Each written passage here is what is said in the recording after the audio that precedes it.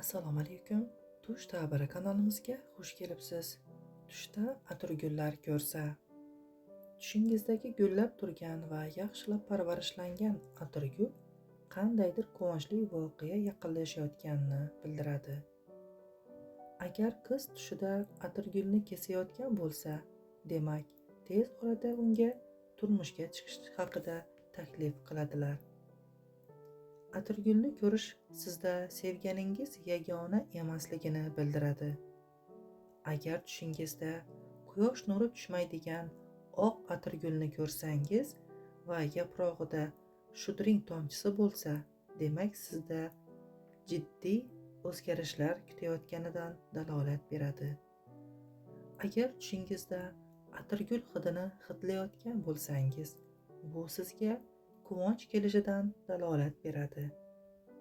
Agar qizga bir quchoq atirgul tush ko'rinsa yoki tushida atirgullardan kesib guldasta tayyorlayotganini ko'rsa, o'zi hurmat qiladigan kishisidan taklif olib, juda baxtiyor bo'ladi. Agar tushingizda atirgulning hali ochilmagan pushti rangli butog'i kirsa, sizni mustahkam moddiy ta'minlashingiz kutiladi. Qurigan atirgul butog'i yaqinlaringiz orasida xafagarchilik yoki boshqa qayg'udan dalolat beradi. Alvon rangdagi atirgul butog'i oilangizning ulug' umidlari ro'yobga chiqishidan xabardor etadi.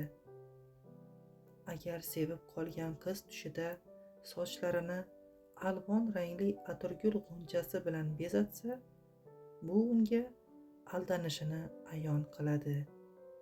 Tushda alvon rangli atirgul guldastasini bahorda olsa, baxtini, qishda olsa, behuda kutishini va'da qiladi. O'ylaymanki, ushbu tush ta'birlarni bilishga qiziqqan har qanday inson uchun muhim manba bo'lib xizmat qiladi.